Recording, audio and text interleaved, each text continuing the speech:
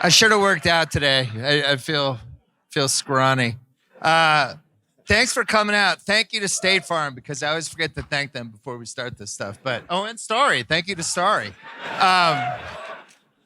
Here's how this show happened. I texted Russillo, and I said, Jokic is playing Golden State in the NBA Cup game on a Tuesday. Live show? And he was like, fuck yeah. Why do you love Denver so much? I think it was, I had a bunch of friends. Like, there's a big Vermont, Colorado thing. Right. There you go. And I think once they were like, all right, I've kind of done the JV version of things in Vermont. I'm going to head out to Colorado. And when I left ESPN and I was kind of going like, all right, Manhattan Beach or Denver, it was like really close. Was it a toss-up? It was. It was Ocean or Friendship. And then Friendship lost out to the Ocean. I think that people in Denver, every time I'm here, they're disarmingly nice.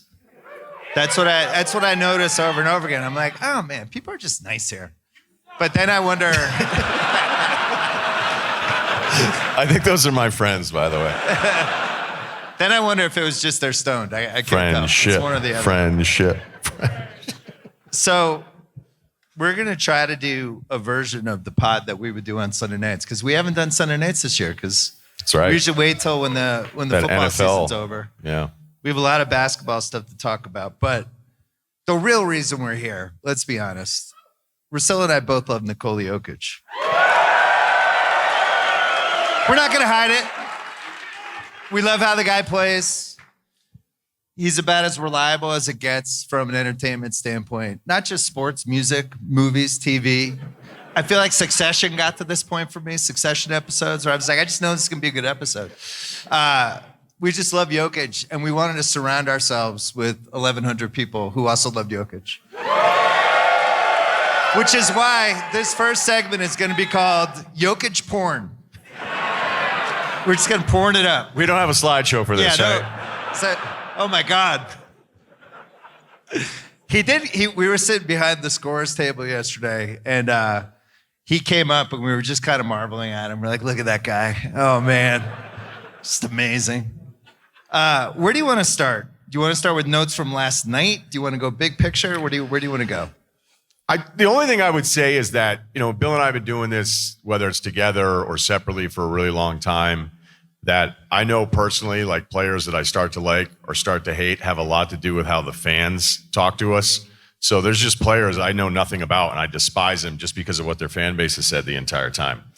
And Denver and Nuggets fans are seriously maybe the only, like, modern history intensely annoying fan base about one guy, and you were totally right about it. So I think that needs to be said, because more often than not, I'm like, nah, you were wrong. You guys are just annoying about the whole thing. And I don't think it was ever that they just got to appreciate him, I think, quicker than we did, because you were watching it happen, and whether it was the draft, and you're like, hey, that fat guy's kind of like fun to watch. Yeah. But what's he really going to be? And then you're like, oh, he's going to be, like, without question. I mean, the list starts at 1, and I don't even, like, I love Giannis. We all love Luka and everything, but the gap between him and the next guy right now, I think, is significant. This is great. I'm already having a great time. I think what's crazy about this year is he somehow got better. I mean, he already won 3 MVPs and a title. See, I told you, we're going to porn it up with Jokic. And I think the best way, a friend of mine described it, and I'm going to steal it from him, where Jokic was always playing chess when he was out there, right? He was always like 2-3 moves ahead. He was just so smart. It was always so admirable to watch how he just processed the game. But then Minnesota, boo. Minnesota threw some stuff at him, right? They were like, yeah, we're actually fine with you taking those threes. We're going to beat you up. We're just going to throw big guys at you. We're going to try to wear you down. And now this season, it feels like he's moved into this speed chess mode, where it's not just chess. He's now solving stuff instantaneously. And watching him in person last night, I mean, Golden State was like, you're not doing the thing you always do. We're not giving you 14 assists tonight. Right. We're gonna take away everybody else, and you're gonna have to do the thing you hate to do, which is score a lot. And he's like, all right, fine, fuck. And ends up with 38. He's 6 for 7 in the fourth quarter, makes all the big shots. But I just feel like he's solving stuff faster. Does that make sense? Yeah, because I think he knows he needs to. And I think that first week, like I both hated it and loved it. Like we all get geared up for the start of the season. We all know we were worried about the bench. Look at me, I'm saying we like I actually moved here. But when you knew there were going to be some serious problems with the depth and letting KCP go and the draft picks, still kind of like a massive question mark about whether or not they're viable rotation pieces. And he took, I think, 13 shots in that opener against OKC, and they get smoked. The next 2 games, he takes 27 and 26 shots. And I was so happy about it because it was like this immediate thing within 48 hours where he went, I guess this is what I'm going to have to do. I mean, he's not shooting it that much, but he's shooting it more now this season than at any other point in his career. And yet his efficiency is in line with the best season he's ever had, which is probably the one he had 2 years ago. So he can unlock anything in every single game at that size in a way that I don't know that we've ever seen before. I hadn't seen him in Denver. I've seen him obviously all over the place, but not here. He did 2 things last night. You could pick up most of it on TV. One of the things was he was just trying to read what Golden State was going to do from what Kerr was telling his players. So he would like run down and he'd be in the paint on the Golden State side, just watching Kerr, what he was saying and what he was flashing. And then he was yelling to his teammates, they're running 5-3. And Kerr would be like, what the fuck? Like, you're cheating. He was getting mad. But he was calling out all their plays, everything they were doing with Curry, which has been a recurring theme. So that was one. The other one, they're up 2.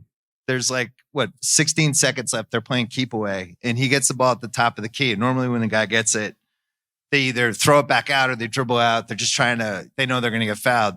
And he was like, oh, they're going to foul me. I'm actually going to lurch forward, drive into this guy and see if I can get a 3-point play, which I don't think I'd ever seen anyone process it that fast. So 2 little things. But we left. We were just like beaming. We didn't even know what to do. We were like, that was amazing. It was like the Chris Farley show with Paul McCartney. Remember when we saw Jokic? That was awesome. Yeah, if he had been in town and would have declined the request, because he would have. Right. If we would ever get the chance, I think I would be such a loser in that interview. It could be like, remember when you did that thing? Like, what were you thinking about when you did it?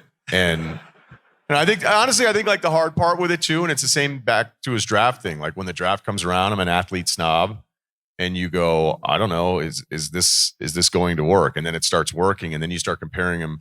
And we had all those nasty MVP conversations, which I just made me root for him. I think even more because it just was ridiculous. Like some of the stuff, and I know it turns into propaganda and it becomes really political. And it's like, okay, but if any of your points are tearing this guy down, you're either not watching or you're not being fair, or you're not being honest, or you can't see the things. And I think it's such a visual thing with him that we've talked about in the past is other basketball players have done things that are just aesthetically more pleasing.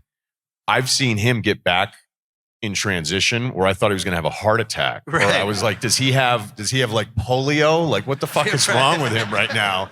And yet he's always in position. He knows everybody what they're going to be doing ahead of time. And, when I say nobody's unlocked the game at his size, I mean, certainly LeBron, and I'm just giving because Jokic has got an inch on him or 2, and then Magic, the same thing. But like to be straight up a center and then know, okay, well, if they're doubling me, then it's all of these things. If they're not doubling me, he's just sitting there in the triple threat at the free throw line going up against TJD. And he's just been like, all right, if you're going to give me one-on-one and I'm just going to just jab step you and hit this free throw, like I would like a night where he just did it 35 times, like score 60.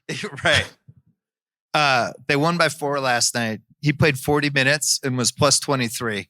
So try to figure that one out. They were minus 19 when he didn't play.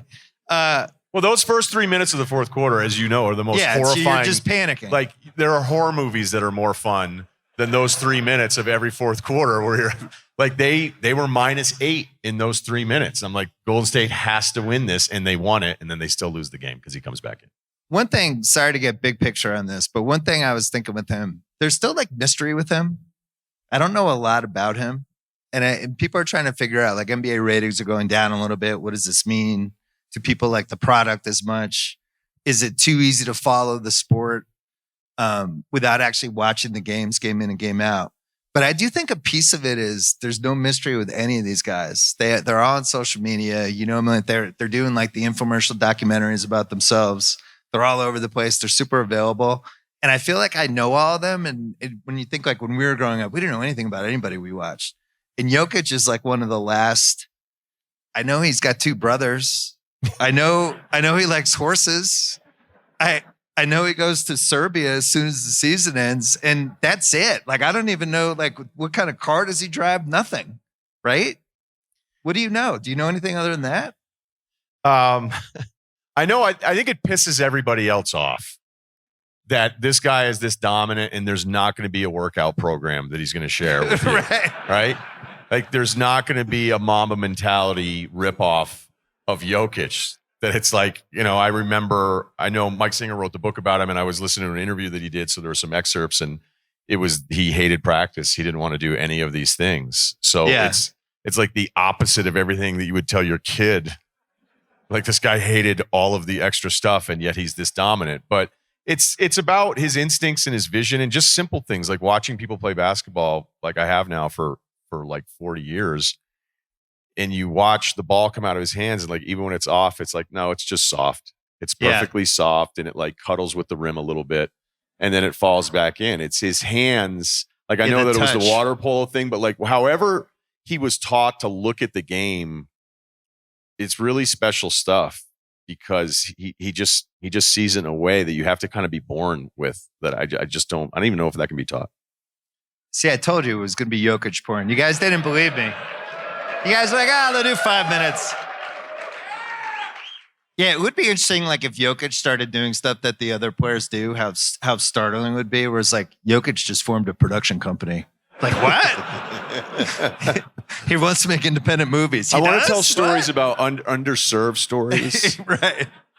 Or he has an IT band thing on Instagram. All of a sudden, he's running with no days off. And you're like, what? Jokic just bought a women's soccer team. He did?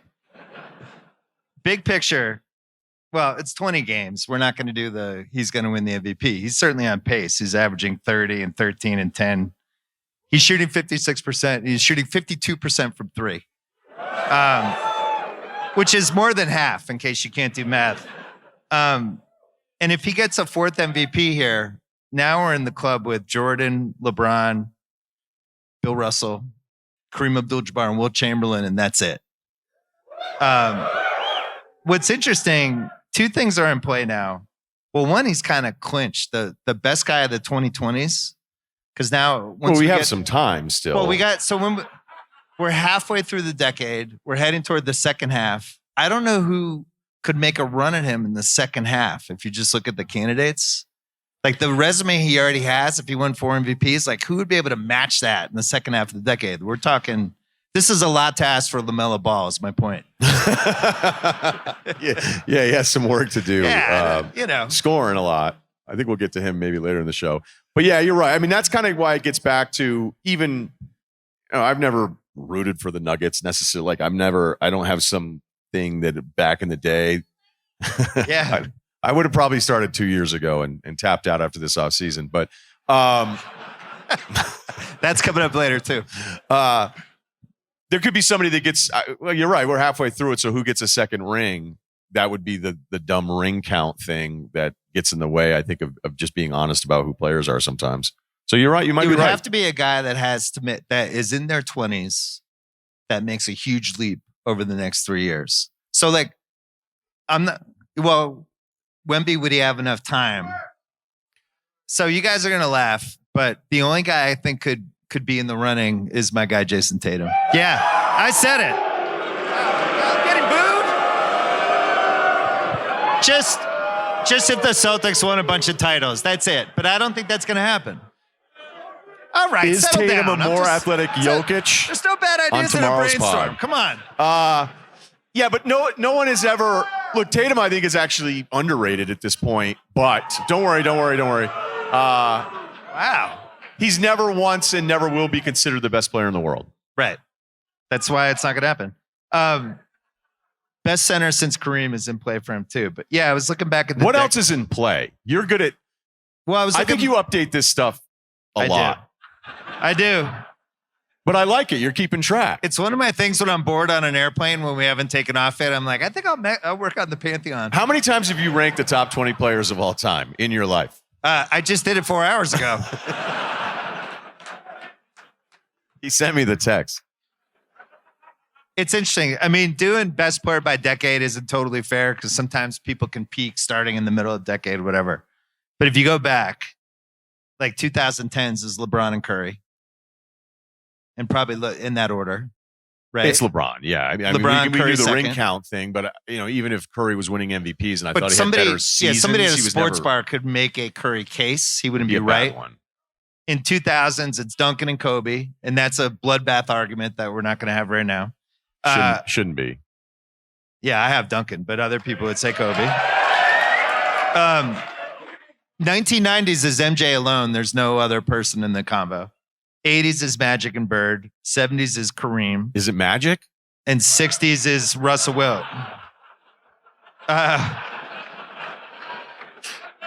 Longer run, those Pistons finals. Kareem in the 70s, Russell and Wilt in the 60s.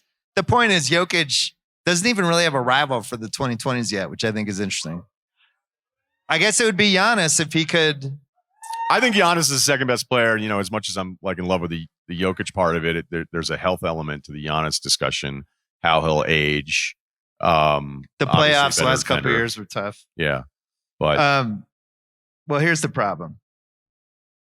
Dramatic pause.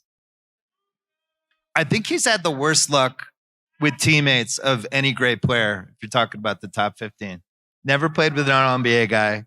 Murray gets hurt. When he got hurt, cost 2 playoffs. Now he's got Murray and Porter taking up 40% of the cap. And I hate to say it. I hope he's not here. I doubt he is. But the owner was a fucking cheapskate. Like, spend some money. You have Nikola Jokic on your team. You have one of the best 15 players of all time in his prime. Go into the second apron, motherfucker. So you have him 14th as of today. For all time? Yeah. I need to see how this plays out, but he is in the 9-13 range for me now. You could make an argument for him as the 9th best player of all time today. Depending, if he wins a 4th MVP, I think it's in play. Here's where I landed, can we hear though. the 8 and see who he's hypothetically in range I'll give you the list. Just because you guys all...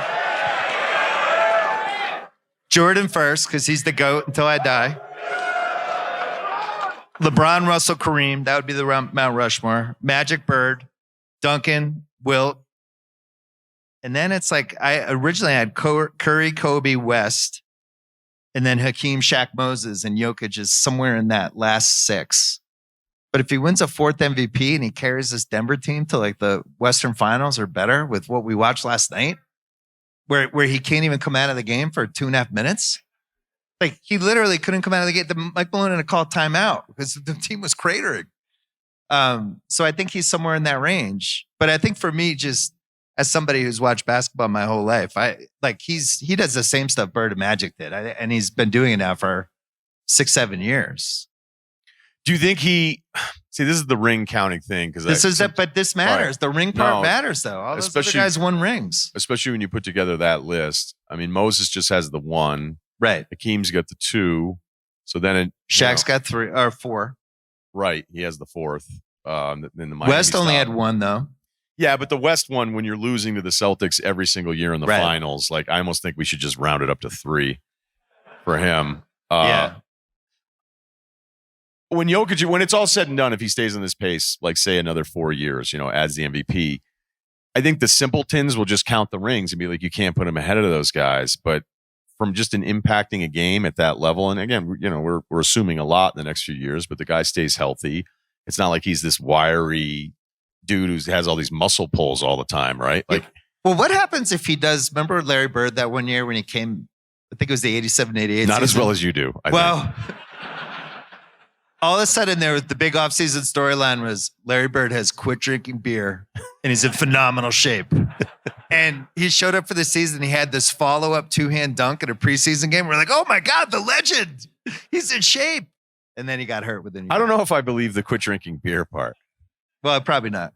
But to me, Jokic, like, apparently has never really lifted. I don't even know what his offseason change program would be. Whatever he's doing, it's fine. Yeah, keep it going, Jokic.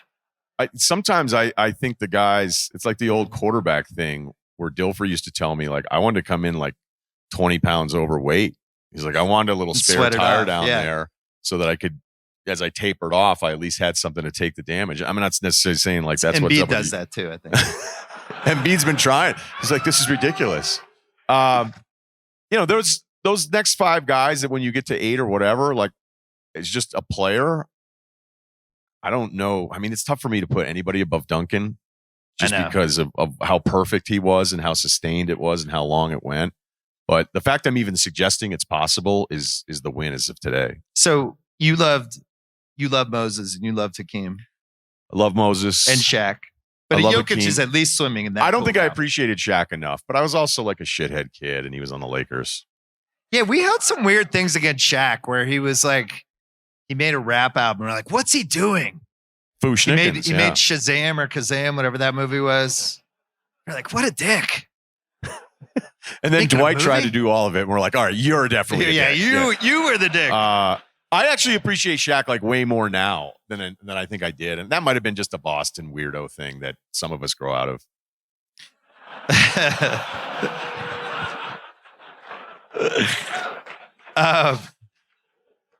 All right, last section of Jokic porn. We were saying like we try not to have biases, especially because we have votes for All-NBA, and I like to think I'm level-headed, even like with the Celtics. Like I know when the Celtics. No, listen, let me talk this out. Right down the middle. There's been seasons where I'm like, they don't have it this year. Something's wrong. I don't like this. Like I try to be objective. It's really hard for me to be objective with Jokic, and I think it is you too. So what are your other actual basketball biases that you can admit? Do you want to go back and forth? Yeah, so we're admitting that we both want Jokic to get that second ring. So the commoners, as long as it's not at the expense of the Celtics. Yeah. Like if the Celtics can't win, I would hope that he would be the one that won, would be my bias. Yeah, because like the Curry 4th ring for me was such a big deal. And him too. But I felt in that order. I felt like it just changed. Like I don't even know that many people hate Curry. I mean, if you want to find hate, it's pretty easy to find right now. But with Curry, it just kind of changed. I think it changed a lot of the way he was looked at. He needed it. Yeah, it was very similar to like the John Elway Super Bowl. And I forgot we're in Denver, the John Elway Super Bowl. But John Elway was like this stats, couldn't get it done, and they could drag a team to the precipice, but not. And then all of a sudden he won, and we never talked about it again. And Curry was the same thing. It's like, he had Durant, and that one year in 2015, all the Cavs got hurt, and there was always an excuse. Now there's no excuses. All right, so bias. Give me another bias. I'll give you a small one. I'm rooting for the Pistons. I have a lot invested in my Cade Cunningham position. I think that's come around after some scary like early developments. Jaden Ivey being allowed to play in front of Killian Hayes seems to be the right decision. I wonder if Monty Williams has watched one Pistons game on League Pass because I know he didn't watch one before he got the head coaching job. If I owned the Pistons, I might have been like, we're going to fire you. You're going to keep the $75 million, but you're going to be an analyst for 45 games this year. Killian Hayes is not in the league. No, and they had the same record as the Wizards last year. Think about that. The same record. And like nobody wants to hear your Pistons are sneaky kind of good. You know, we never did that monologue, luckily. But I go, there's no way. Like just even if all these guys are morons, they're way more talented. There's no way they're the Wizards. And we've seen with a little shooting balance, a little spacing, that if you don't lace them up for the Pistons on the wrong night. Yeah. So there's a few teams like that this year. I like seeing a team that is they're the more like I just like them being somewhat more entertaining because I probably watch too many Pistons game because it's always the first game on the West Coast, like at 4:00 when I don't want to be inside. My first bias that I'll admit won't be a surprise to any of you.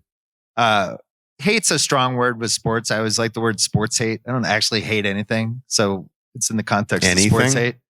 I hate the Lakers. I just do. Like, and I think it's healthy. I think it's a good thing. I think there should be teams that you just don't like. And part of it's their fans. Like they started out well, right? First couple weeks. And their fans got super chirpy about how we took the under. Right? Yeah. They lost by 40 tonight. Maybe like 41. But it's more fun for me personally when they're not doing well. And I might be a bad person. Not going to apologize. It is weird. When you're from the Northeast, you don't think anybody cares about sports as much as you do. And there's some elements of that. But then when you go out to LA and you're like, oh, these guys are all soft or whatever, the Lakers thing is very real. Yeah, they have good, passionate fans. I got to hand it to them. The other thing I've never understood is that there's just Kobe fans that aren't Lakers fans. Yeah. And they just hang out, And I remember there was like a Lakers, like it was a big Lakers game. And I think I was recording it. So I was like, I'm going to go out, get outside. I'm going to go to the beach. And then I just see all these guys in Kobe jerseys at the beach. And I'm thinking like, this is a huge game. Yeah. Like, what are you guys doing? It's like, well, Talking Kobe. Yeah. One bias we have together is... So there was nothing else to that Lakers thing? There's no, like, is there a version of that you want? Like, do you have kind of a thing you don't want to share of what you hope happens this season?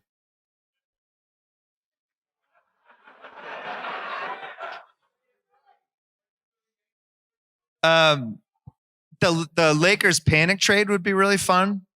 Like if they talked themselves into, Zach LaVine's contract, something like that.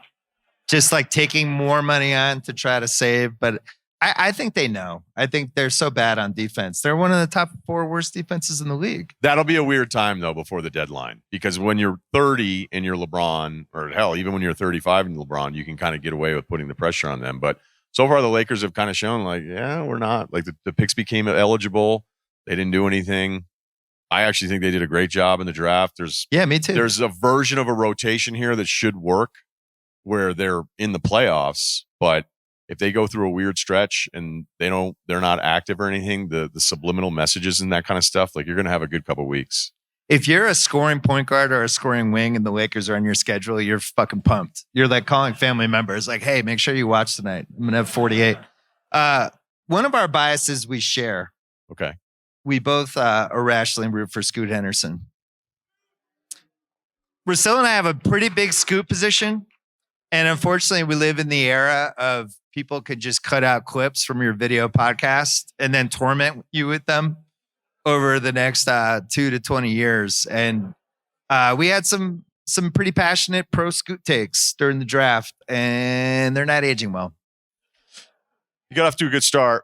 I thought he looked bigger. I'm like, this is great. They're bringing it off the bench, sort of like a mental reset.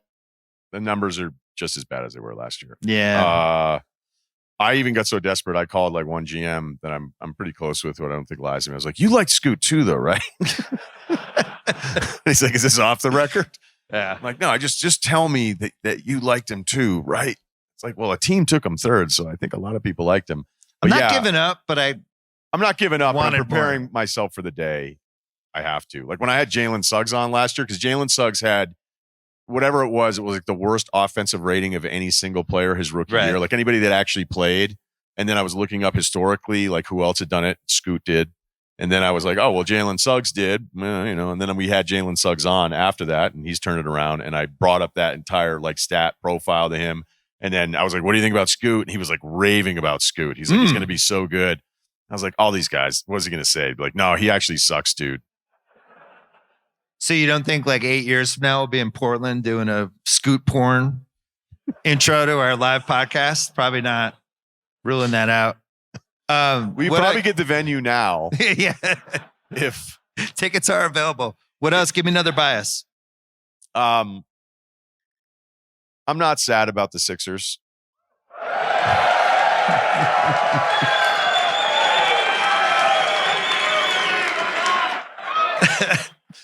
And it actually circles back to the Embiid Jokic propaganda year where I don't even know who I'm really mad at. I think Daryl's a great GM. He and I I don't think we like each other that much anymore, but it's okay. We'll get through it.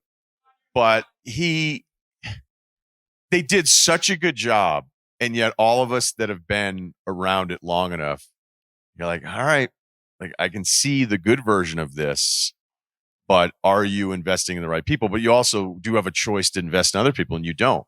And then when Embiid took the extension like that, and it was kind of lost in all the mayhem, I think it may have been lost in the Woj wake of him being out, and then the Embiid extension happens. And it's almost one of those extensions where when it's done, you wonder if you're the team, you're like, he took it. Like he was like, yeah, sure, with tack on 3 more years. Yeah, keep adding them. We were texting a lot during that time, and the Sixers were checking a lot of boxes that I would say I would call Russillo trigger boxes. The guy saying just openly that it's all about April now, and not playing back to backs anymore. The off-season workout stuff, the victory lapping before we've seen the team yet is one that will trigger you from time to time. What else did they do? Well, then they also had Embiid. Everybody kind of knew that he wasn't really the locked-in guy that you need to be. Like if you look, it's a very simple timeline in the NBA. Top draft pick, score a bunch of points. You're going to get your max extension.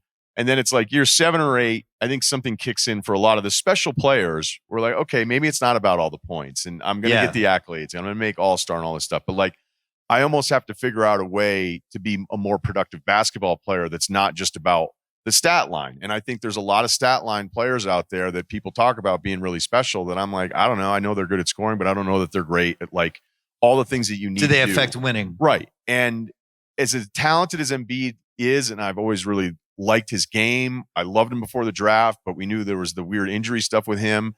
I actually always loved his personality. I liked that he cried after the Kawhi shot, losing to Toronto. When he got shit for that, I was like, that's ridiculous. Like this matters to him. Yeah. That's a great sign. So there was all these things for him that I was kind of rooting for. And then you started hearing more and more of like, he's actually not taking this stuff serious enough. And you were wondering if that story was going to get out. And then it gets out within the own team meeting leaking. Yeah.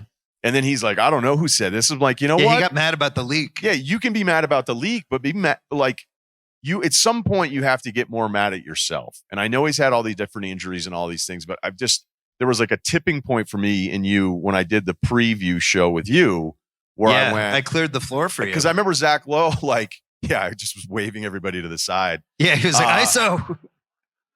Just like LaMelo. But I remember Zach Lowe, who we love, like did his top 5 players. And it was this like unarguable list of the 5 guys of Jokic, Giannis, Luka, SGA, and Embiid. And I went, I think we need to stop just penciling him in, despite that we know what he was statistically to start that year. And I think people are starting to, like, it's not like, hey, finally we're all on the same page or realizing, but get out of the second round. That's it. We don't value durability enough when we talk about players is one of my big lessons of the 2020s. That's why Boston's all so hypothetical and not, those 2 guys for Boston play they take all it seriously. Time. Yeah, they want to show up. They play back-to-backs. Quick biases for me. I want Seattle to have an NBA team again, and I'll root for that team. And along what you just said, if you're not in shape, it's really hard for me to like you that much. And I feel that way about Luka, too. Thanks, man. No, not you. But I just feel like when these guys are making the money they're making, it'd be nice if you worked out in the off season. Doesn't seem crazy to me, right? It's your job. Which is weird because Ben Simmons works out more than anybody. Right. My other bias is quickly, I still defend Kevin Durant. I don't know why. It's like being in a bad marriage. Like he flies out the anno on social, and I'm like, you don't understand. He was upset they lost last night. Because if you wanted to just, like, if you were forced in like debate class, like you have to be the anti-Durant guy. Yeah. This is going to be easy, actually. Right. And I don't want to be that guy. So I understand that bias. I have 2 more biases. What do you have before? Go ahead. Well, one of them is yours too. I hate heliocentric basketball. I'm just never going to like it. I'm just not. And I really respect what Harden and the Clippers are doing this year. It's way better than I thought. Their over-under was 37.5. It was almost a lock for me. And he's playing great. I just don't personally like watching it that much. And that's not going to change. And then my last one is I want Jordan to stay the GOAT. And I just feel like he's the best, and the years pass and people forget. And I just think he still levitates above anyone I've seen in person, even Jokic. I have one last one, little off the menu. I was so happy that you were able to witness not just the greatness of Jokic. It wasn't the best Curry game, but it's all right. We'll get through it. To see Tyler Ford handle a review. He's my favorite official in the NBA, and we had a front row seat to it, and I kept nudging the group. I'm like, watch this. He doesn't fuck around. Yeah, I didn't realize you had a referee bias. Yeah. Well, I mean, he knows how much I love him. Like, he gave me the shout out before the game starts. And my friends are like, the officials say hi to you. And he asked us when the Sunday pod was coming back. I was fired up. Yeah. And I think the other guy I tweeted a picture of being like, I like French fried potatoes or whatever. And then I was like, then he was kind of like, fuck him, Russillo. But Tyler, Bill Kennedy, I think, has a SAG card. Oh, when he's doing the reviews? He does the reviews. Yeah. And he's doing a one-man show. Right. And then Tyler Ford is like, efficiency. If you don't know who Tyler Ford is, he looks a lot like Jem from The Town, which is one of the reasons Russillo loves him. It's also a plus. Because he looks like he's going to, at any time, say, whose car we taking? All right, new gimmick here. We're moving out of Jokic porn. We're moving to what we're calling the worry scale, where I'm going to list some topics. You were having fun the first 30 minutes. I didn't want to lose the crowd, but he might be coming up at some point. The worry scale, 1 to 10. Curry ever getting a 5th title? 1 to 10, how worried are you?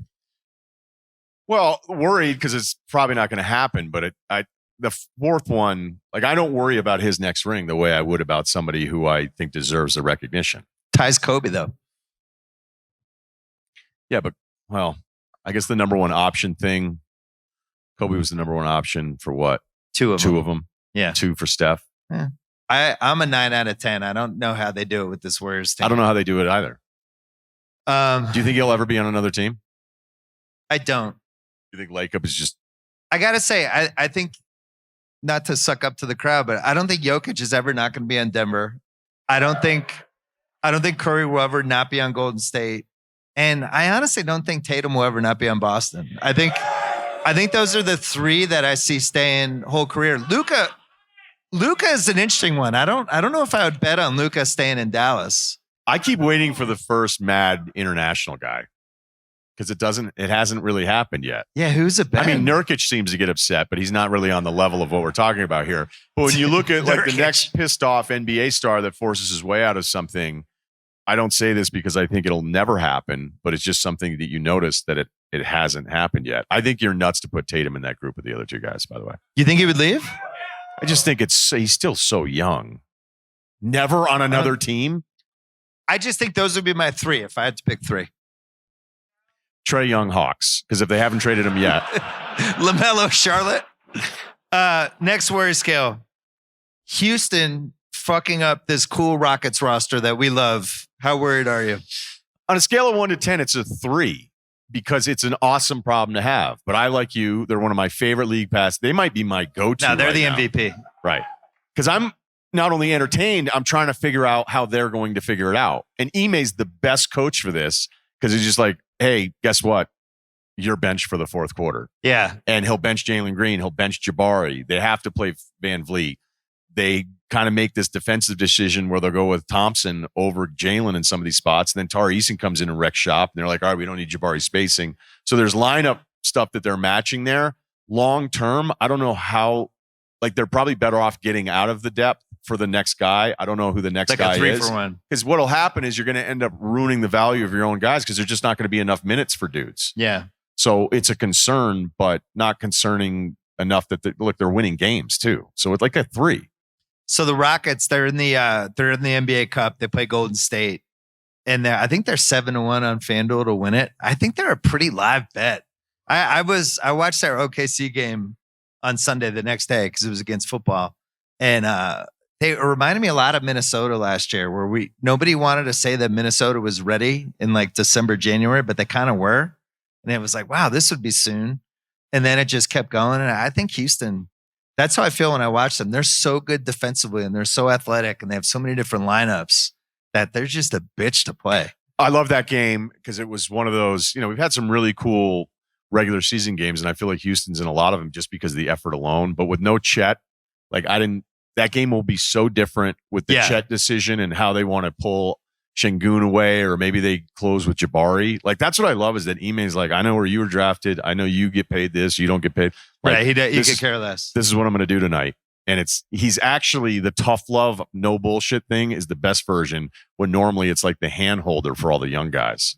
That game, if you guys didn't see it, you ever see those Instagram videos when the two cats are fighting and it's just like amazing to watch how athletic the cats are? And you're like, oh my God, wow, they just jumped off a table. You watching a lot of cat videos? I think the algorithm knows that I like them. But they your were wife just picks up your phone. You're like, I'm no longer worried. But they were just so young and athletic. It was a treat to watch. Next Warrior scale, Towns in New York. I was probably an 8 before the season. I think I'm like a 2 now. Seems like they like him, and he's playing really well. I think the defensive part of it, though, like their identity's entirely changed. So maybe but that's what happens when you trade for Karl Anthony Towns. True, which and is funny.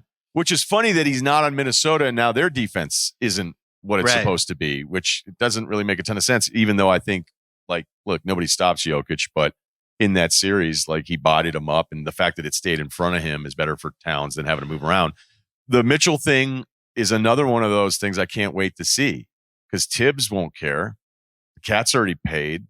Yeah, you know he might have closing lineups where he's like, I don't want spacing, I don't want 5 out, I want some resistance at the rim, or maybe the Knicks are like, as long as we're top 5 in offense and 15th on defense, we have a chance. But yeah, and he hasn't. Look, if they lose, then they're going to get on his case. They're going to be like, what's up with these interviews? But right now, everybody likes it. He's kind of throwing a no-hitter right now. I don't think he's had one weird interview yet. I keep waiting for it. Maybe the PR just keeps turning down all of these invites and not even telling him. Smart. Well, conversely, you mentioned Minnesota. Minnesota Warriors scale, I'm like an 8.5. Yeah, 7. That team, the body language doctor, does not like what he's saying with Minnesota. And then Ant called it out. Ant had that press conference after. He was like, we're too negative. We're all doing our own thing. It was really kind of crazy. Yeah, look, they started 16-4 last year. Yeah. And they were the best defensive team in the NBA. So, I mean, this is like Knicks, like to another level of disappointment to who they are defensively, but they moved out Cat. They didn't bring him in. So that part of it's really weird. But look, there's nights where Ant doesn't look like he loves playing defense. And even though he's making a ton of threes, I'd rather him not take 11 a game. DiVincenzo hasn't been good. And Randall puts up numbers, but it's all kind of on his terms a little bit. So they look very disconnected. And it's a team offensively that I thought may get in their way of preventing them even making it to the Western Conference Finals, as much as I like some of the guys on the team. Last year, it really felt like they had an identity. I knew what it was. I didn't know if it was going to translate to winning 4 playoff rounds, but there was something unique about them. This year, I don't know. When I watched them, I don't know. They just seem like another team. Well, at least they had the defense. They knew they could rely like that. They Phoenix could stops. They could take out Jokic as well as anyone. Nobody takes him out, but they were at least, big guys. They had a real effect on, and they could guard Jalen and Jason as well as anybody. Now I don't know. I don't see it. I don't think it gets better either. Where does Randall rank for you on guys you wouldn't want to play pickup basketball with 4 hours a week? It's like, oh man, I'm on Julius's team. Fuck. Oh, he saw me. He's waving me over. Ah. I always think it's funny is when like people just knock the NBA product, and there's always like this weird push. There was even an NFL push this year, even though there was a few Sundays where I was like, this wasn't that much fun. But it's like, hey, it's the NFL product, and it's always somebody with some kind of agenda. But there's a lot of the NBA part of it. And I'll have nights too where I'll watch a game and like, there's way too much 3-point shooting tonight, or why is that guy taking that shot? And then I'll go, do you miss post-ups? Do you miss them? Do you watch these games and be like, I miss an Al Jefferson like entry pass so bad. And Randall backs guys down. It's like, hey, it's right there for you. Right. Like, there you go. If you miss it. I had this coming up later, but I'm glad you're bringing it up now. This became that one clip went around that was like 2 minutes of terrible Lakers Suns and it was threes. It was bad. You guys must have seen that, right? And it was just terrible three. And people were like, this is basketball now. And I'm watching it because I'm old. And I'm like, you guys don't understand how bad the 90s were. Like watching Bobby Phills trying to post up whoever, watching Anthony Mason trying to split a double team. Like they the had a 90s Mark were Jackson not good. rule because your post-ups took too long. And how slow it was. Right. And like that, remember that Cleveland team with Brevin Knight where Fratello, like his whole goal? No, remember he slowed it down slowed it down and try to have like 65 field goals a game? Like there's 90 now. I hope there's one person in this audience that's YouTubing Brevin Knight possessions. No, someone in the back's like, finally, Brevin Knight has been. No, but I was thinking like that clip sucked. All right. And if you show that clip to somebody, and there's plenty of games, there's some D'Angelo Russell Warriors games where I go, I might have to take a year off from this team before they get rid of him. But then I think like, okay, what are you talking about that you miss? And there was no movement. It was so much slower. Like even last night's a nice reminder. And I hate this. This is my thing. But somebody posts one clip of a Pistons hard foul and they act like that was every fucking possession of every game from like 1978 to 1996. And you're like, actually, that's just a really hard foul. And we thought that was hard when it happened at the time. And then you're watching guys cut and how physical even last night's game is with two teams that wouldn't even be suggested as like, oh, those are the two most physical basketball teams. The guys are so much bigger. They're so much fat. Like they're hitting each other off the ball. The game is so physical. And yet these dudes on TV just never want to admit that it might be as tough, even if there's more space. Somebody did a study about how much more running there is now. And I just think basketball, those half-court sets, it's way harder to play basketball now. As great as that stuff and how much we can get nostalgic over it. Like I'll watch a Celtics playoff game from the 80s. Once the ball is crossed half court, everyone stops. Everybody stops. There's times I'm talking about like big playoff moments where they're not picking somebody up who has the ball in transition. Yeah. They're letting them because there wasn't, the I would say the lengthening of the court or the threat of deeper shots because people just didn't take shots back then the way they do now. But they would just almost let people get in to setting up what they wanted to do. And I would challenge anybody, like go watch some of that stuff for 30 minutes. And it's hysterical how different it actually is in the way people talk about it today. Yeah, we have a league where somebody's trying to win the 4th MVP and he's shooting 52% on threes and has 10 assists and he's a center. People are like, this sucks. And everyone forgets in the mid 2000s when we actually, it was like a crisis with the pace of the game and just how much it sucked to watch that they had to change these rules. Anyway, next one for the Warriors scale. We just got to get it over with. Jamal Murray. Listen, we're all friends here. Let's talk it out.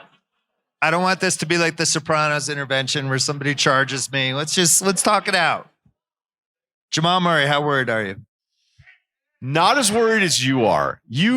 I don't know if I'm bad at it or you're dangerous. But you went in and you were like, I don't think he's moving well. And I went, he's not peak Westbrook, so it's always a bit shifty into his. I studied a lot. I studied how he was walking. He couldn't stop talking about him. He actually, I think the quote was, he's not the same anymore. And I went, forever? And then he goes, now. So we decided, that doesn't even, no, that was a game. Doesn't have it right now or doesn't have it anymore. Right. Are two separate things. Right, but we were right now because he looks slow. He doesn't look like he's in the same shape. He was bad last night. It was bad to see live. He walks. I'm going to do some walking for the crowd. Here we go. He does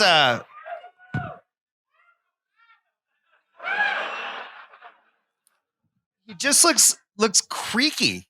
Like I want my guys to walk around the court like guys making $40 million a year with their chests out.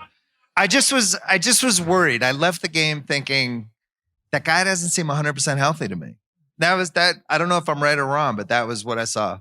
Beginning of last year when he came back, it looked different because he was coming off the injury, right? Yeah. And then I think you could tell when you try not to just go by like, oh, he's scoring more, everything is fine now.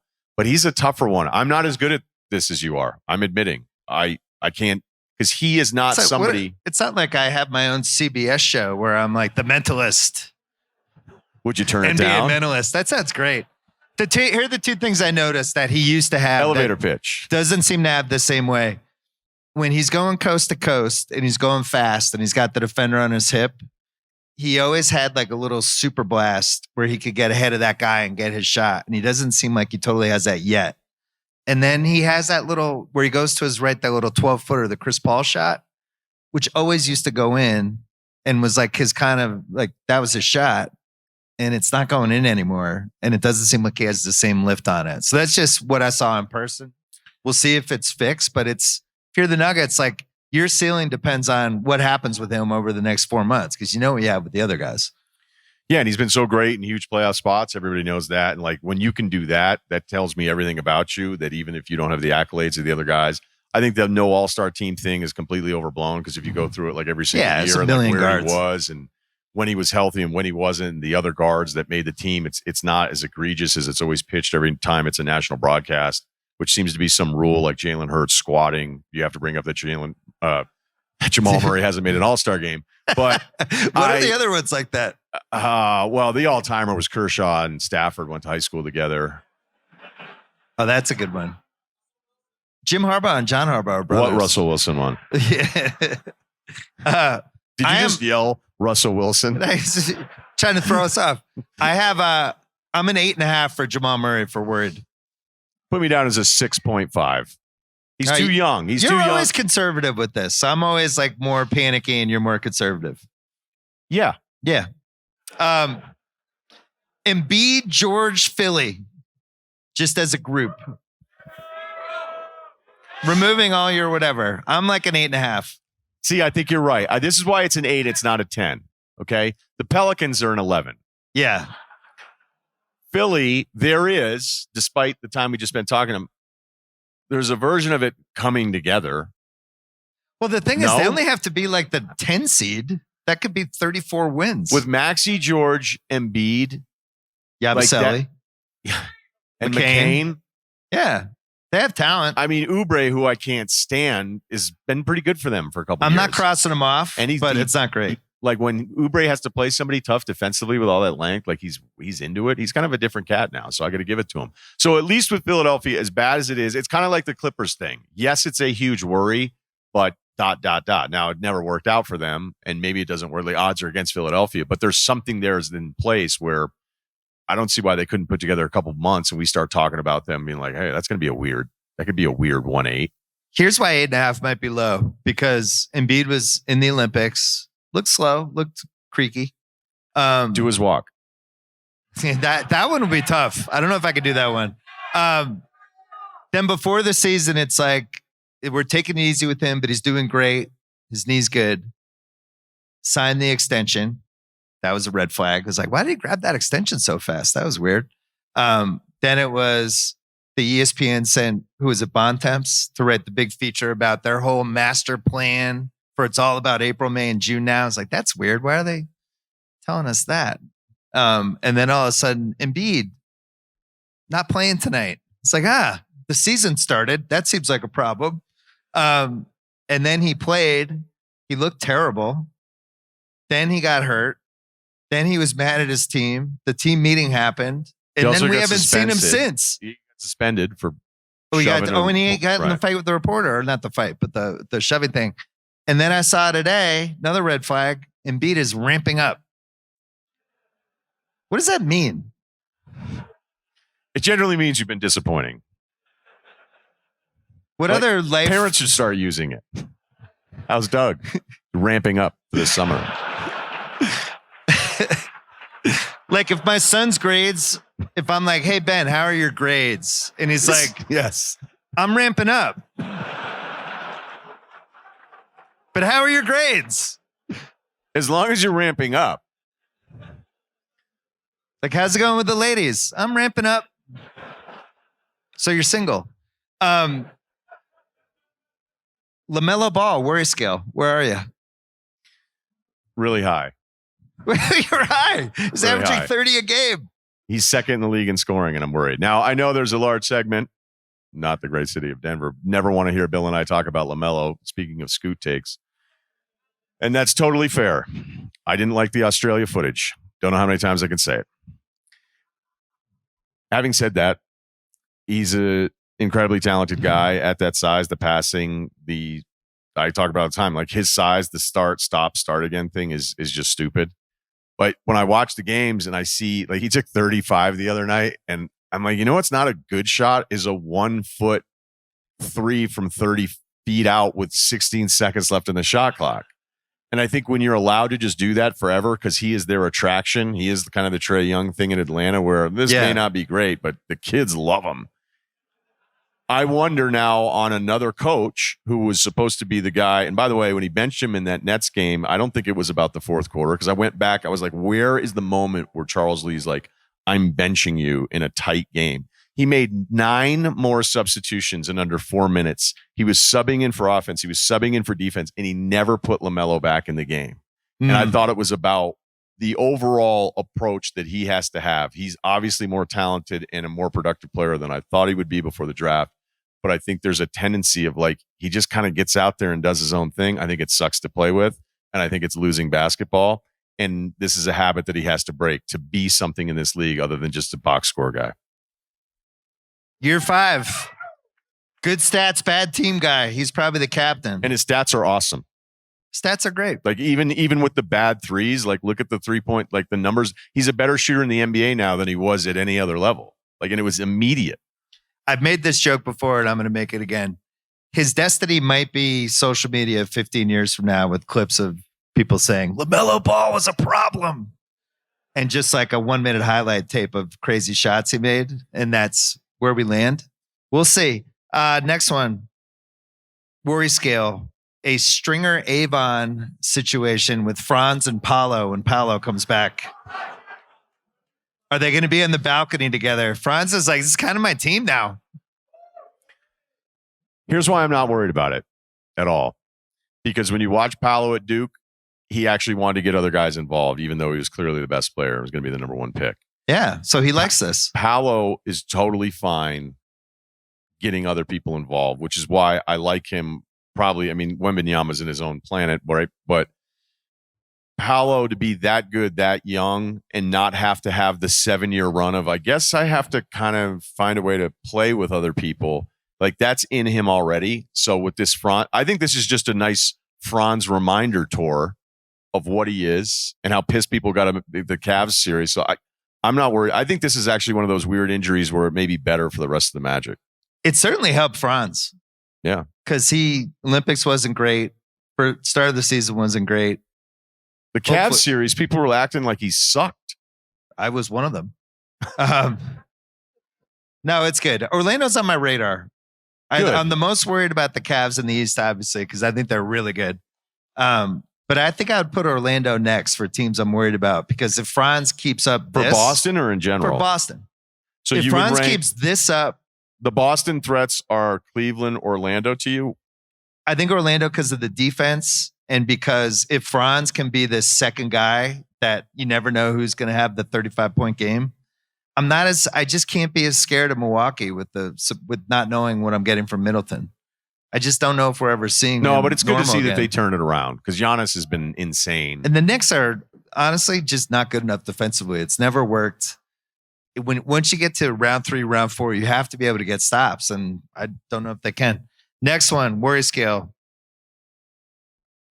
LeBron going 89 Kareem on us as this year goes along. Revisit 89 Kareem for those that don't remember. So it was 36 years ago. It was the farewell tour season. Kareem was amazing. I mean, he had one of the most amazing careers in any sport. He was the finals MVP, I think, in 71 and 85. In 87, they ran the biggest play of the game for him in game 4. He made it. He got fouled. 88, Piston series, biggest play of the entire series. They ran for him. He was like 42. So he was an amazing aging player, but he was obviously old. And then all of a sudden, 89, it was grim. It was bad. And LeBron, like, he put up 29 today. And offensively, he can still do it. The defense is, you can't even call it defense because he's not playing it. So he's become a DH in basketball. And you still play pickup. And I think you have a lot of pride in your pickup. You're trying to figure out how to be insulted by that. I had a run in pickup when I was in my early 40s where I really tried to keep it going. And then eventually you start learning all these tricks to survive in a pickup game when you're old. And LeBron's doing a lot of those tricks now where I'm like, I used to do that. Where he'd be like on defense under the basket where he's just kind of doing this. And No, get that guy. And he's just not covering ground. This is the worst comparison you've ever made. Thank you.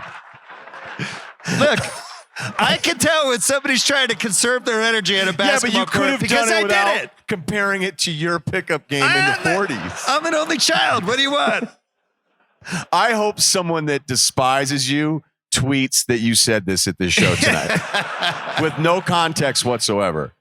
I might even retweet it. You know what I mean, though. I know exactly what people. you mean. I know exactly what you mean. But You're it's supposed just, to be my friend on stage, and now you're undermining me. Well, I think it's always good to be, every now and then I gotta disagree. No, but you know what I mean, though. When the people don't move, I know what you mean. But I mean, if I said like, "Hey, man, I always hit the cutoff guy in softball,"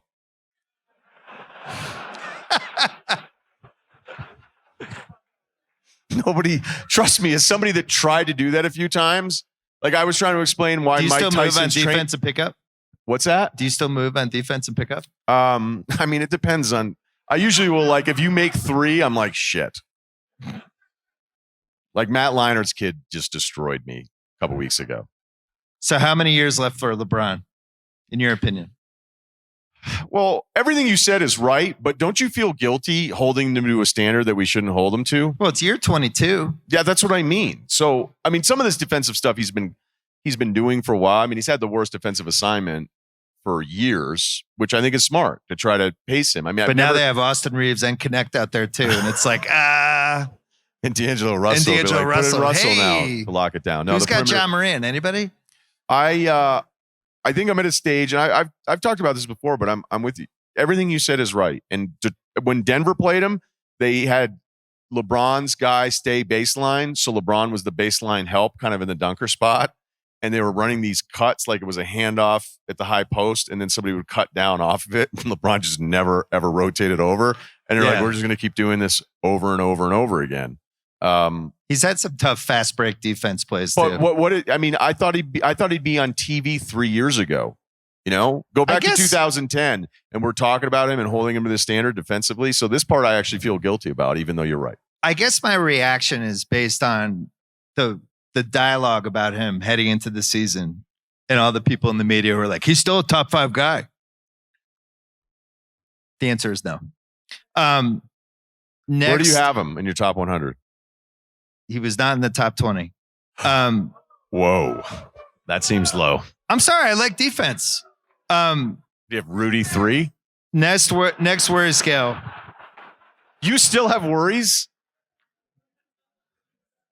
I have one more. All right. The Celtics ending up with a crappy owner. Oh. All right. I'm laying out. Let's talk this out. Well, no, go, because this is your world. I don't know what's going to happen. You're like an owner's insider. I'm always nervous when I have a good owner, and now I don't know what I'm getting with the next owner. I'm just going to naturally be nervous about that. So I'm like a 7. What if the next guy comes in and it's like A-Rod, Mark Laurie situation? They're like, hey, we got to trade Towns. He's too expensive. Like that. That's the shit that starts happening when you have the wrong owners. What if it's John Henry? Those guys have won.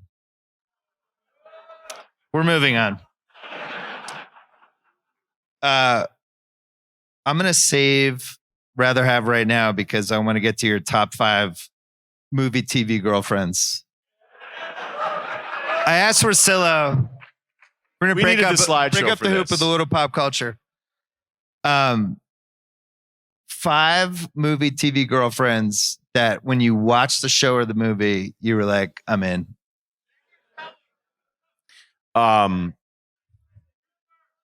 Well, Meghan Markle's available again, right?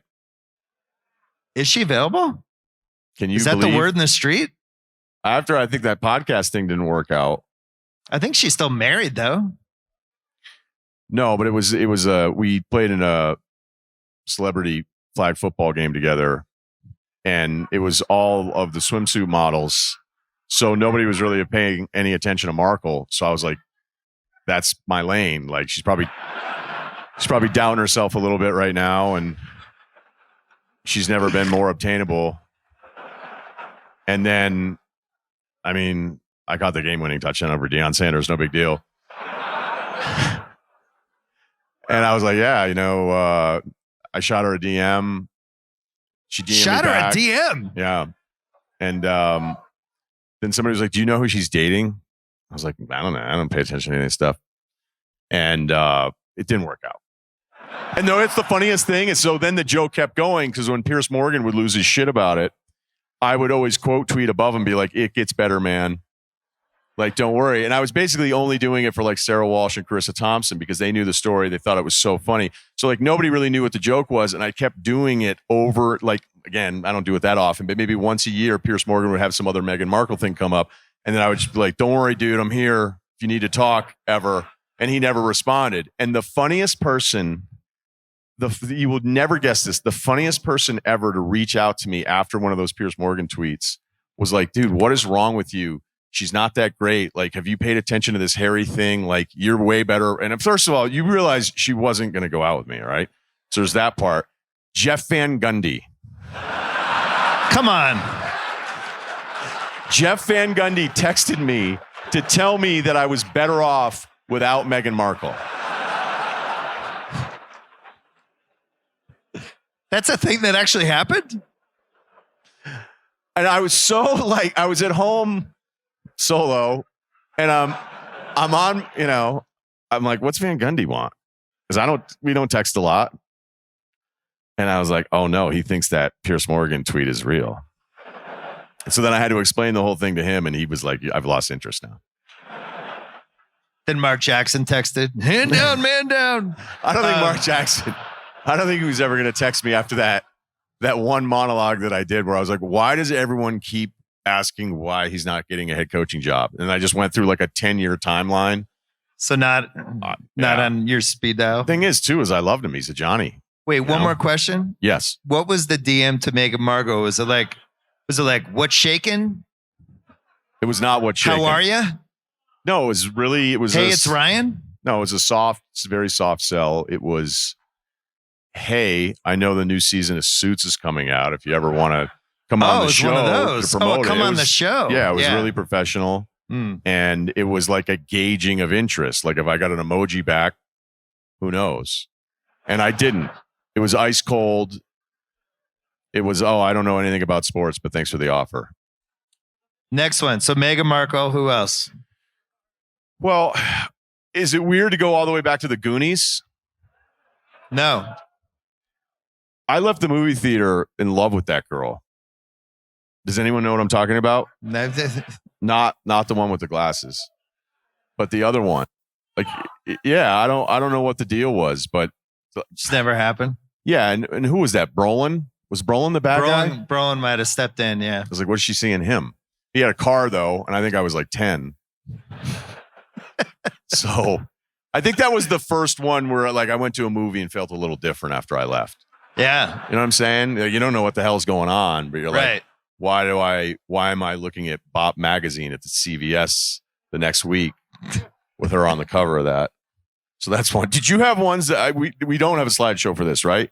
Because this now feels incredibly awkward after I told the Markle thing. Slideshow would have been good.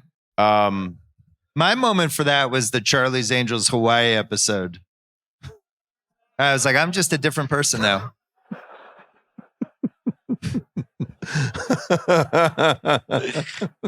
What about the town?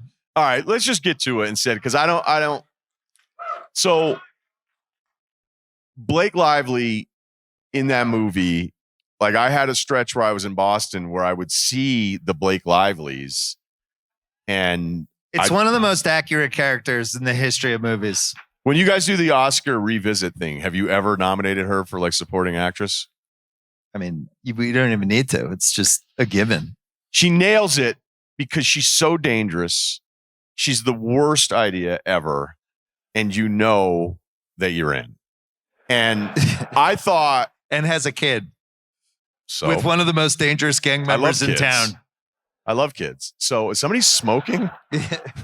We're in Denver. Everything's possible. I think she might be back there smoking. She would smoke in the car when she met your parents the first time. The reason why she was modeled after these girls that like none of us really knew how to talk to, but at the same time, like you never, I wanted to date one and have every one of my friends tell me how terrible it was. I wanted to lie to my parents that I wasn't seeing anybody, and I wanted to date her all the time.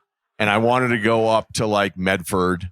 I wanted to go to these dangerous. Like I went to Revere one night when I was in my 20s to scope this out. Like I was like, I'm going to Revere. I just want to see it for real. And I was like, I think I'm going to get my ass kicked here tonight, so I'm going to have to leave. So it never really quite worked out for me. I knew what kind of hair was going to be, like a bad dye job, like sort of a Jennifer Aniston thing that was way out of style. And then the streaks that weren't blended properly because she went to some cheap place in a strip mall. Like I was like, look, I'm on TV for the Celtics. There has to be something like, oh, he gets fucking great seats. Yeah. You know, but I was losing my hair and I was losing my confidence a little bit. So never happened. She's still the ideal though, right? I think I have a little different standards now. Should we tell the story about when we met? Yeah, because that guy would have loved the Blake Lively character. That guy, I actually was, to be totally honest, there was one deal that was sort of close and I got dumped because she got on a reality show. I wasn't bummed out. That was the best thing, is that you know it's bad for you, and when you get dumped, you don't even care. Like a cable show or a network show? No, it was like fairly popular. A prominent show. Yeah. And then when she was, I was like, you didn't even win. Now you want me back? Yeah. Right. So we met. Do you remember it? Tell that story. Well, it was the first great Celtics moment in 9 years. It was the game when the playoff game against the Nets, game 3, where they were down like 25, came back. Really ugly game, but really fun. And everyone was just so happy the Celtics had a nice, happy playoff moment. It was like, it just literally 9 years is forever. And it was a day game and everyone went out. And it was one of those just drunk Boston days. And that's where I met Russillo. And he was not sober. It wasn't that game. I thought it was. No. Was it a different game? It was a Pacers playoff game. That, it was you're the right. week. It was the that week. was also a great game. That was the Paul Pierce over. I knew it was a playoff game from back then. So, are you sure it wasn't that night? I think I might be right. No, because you were getting married that week. You're right. And I had just started at that station, the Zone in Boston. Yeah. And you had just left and gone on to other things. And so we had just kind of missed each other. He came on, like did a phoner. He was nice enough to find some time for us. And then I hadn't actually met him. And a bunch of my guys from Vermont came down because it was like the first time I had ever been able to like do my friends a favor with a hookup. So I got us like 4 seats in the suite. And like, you know, that age, you're just going to get after it because your friends are in town. And then I was like tight white t-shirt. I mean, I looked like an extra in that I remember. The Outsiders. And Bill's there with like his soon to be wife. I think her parents, your parents. But it was at the Fours, I think. Is it the Fours? I have a completely different memory. And so he was down. This is great. It's he like was one of down those a few movies where it's tables, two and I was stories. like, "Well, we're colleagues, so I'll go say something." And I was like, "Hey, the Heathcliff Slocum trade for Veritek and Lowe was the best since Andy Dufresne bought that rock hammer from Redline, man." I'm like, that was something else, you know. And I've got like a Coors Light, and I'm like. And you're like, yeah, well, we're getting married tomorrow. So you were nice, but it was over. And I realized 30 seconds later after it was over, I was like, oh, I guess this is over now. And that was the beginning of this. It's funny. That's not what I remembered. This is what happens when you get old. You have these memories and then they morph into a different memory. I mean, it'd be really weird if we had met after that Nets game but I know where I was after the Nets game. Can we play some Rather Have now? Yeah. I got a list. I'm excited. Embiid or Kawhi? Who would you rather have? I have the same one down for you. That's hilarious. Embiid,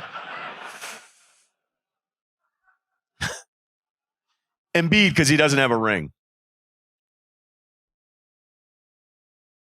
I think I would rather have Embiid too. What's the Kawhi argument? my Clippers guy was telling me Kawhi's coming back Is he before ramping Christmas, and I think he's ramped up.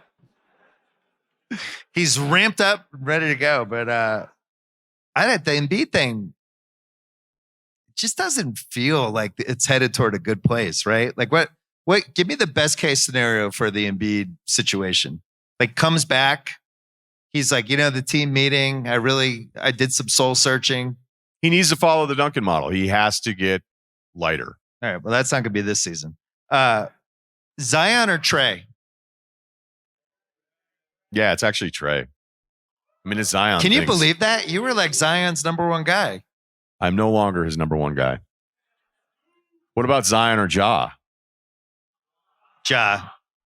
August, would you have said Ja? See, to me, though. Shotgun Willies. Well, that was here, right? Should we have done the live show at Shotgun Willie's? Oh. I know a guy. Apparently, yes. Jesus. See, I had The gun. Ja or Halliburton. Ja or Halliburton? I think this room's a little high on Ja. I'm still in on Ja.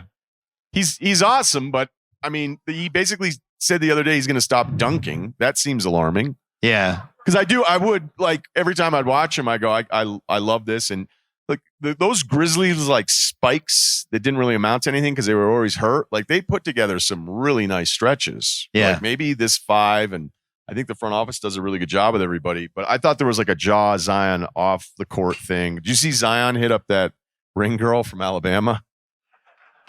I did. Well, I guess the question for me is, who knows? Maybe I could take a couple lessons. If they could get out of the Zion contract after this year, do you do it? Is a question I can't believe we're even asking, but I think it's a serious question. He's going to be reevaluated in 2 weeks, so I'm excited for that. But that story today that the Pelicans aren't going to waive him, like there's sometimes you're like, maybe this isn't really updated information. Like no shit, you're not going to waive him. Right.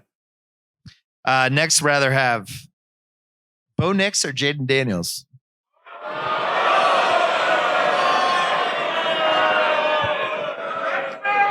Jaden.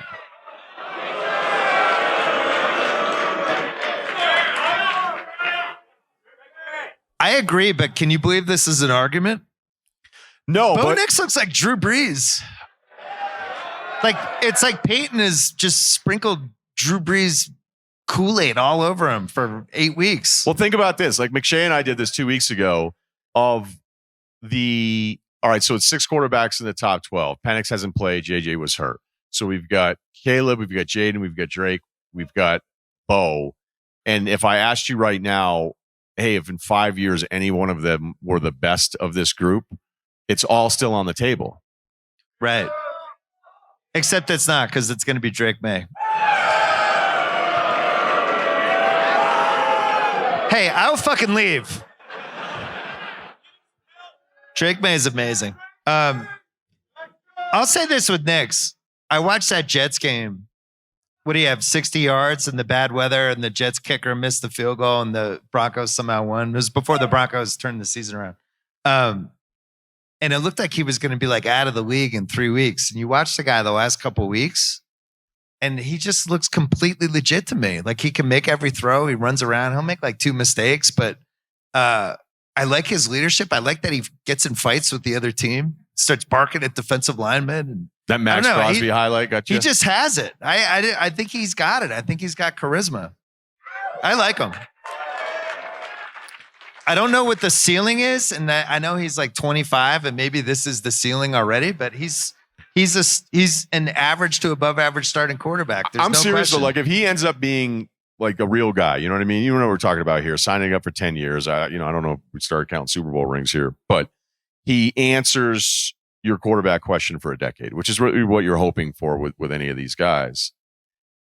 Like, you may have to just start drafting guys, be like, how many games have you played? You haven't played 50 in college. Right. We don't want anything to do with you because they keep how many getting reps it did you get? wrong. And when you look at how many games he's played, how many games Jaden's played, like maybe it's just trends and it all kind of changes year to year. But it seems like there's real value in at least avoiding the guys that have like 25 starts to their career in college. The situation piece, which everyone talks about, I mean, he came into an incredible spot too, which can't be understated, right? Like Sean Payton is like, I'm taking this guy 12th. I'm making this work. I'm going to turn him into a QB. This is all I care about, and it actually happened. I also think thought he's going to be in the playoffs. Yeah, like when he got into it with Sean Payton, then it kind of turned into a thing where it was like, oh, so Bo Nix can do this, but Russell Wilson can't. And I just wanted to be like, maybe Bo Nix isn't the most annoying human being in the NFL. What did you have? All right. Matherin or Peyton Pritchard?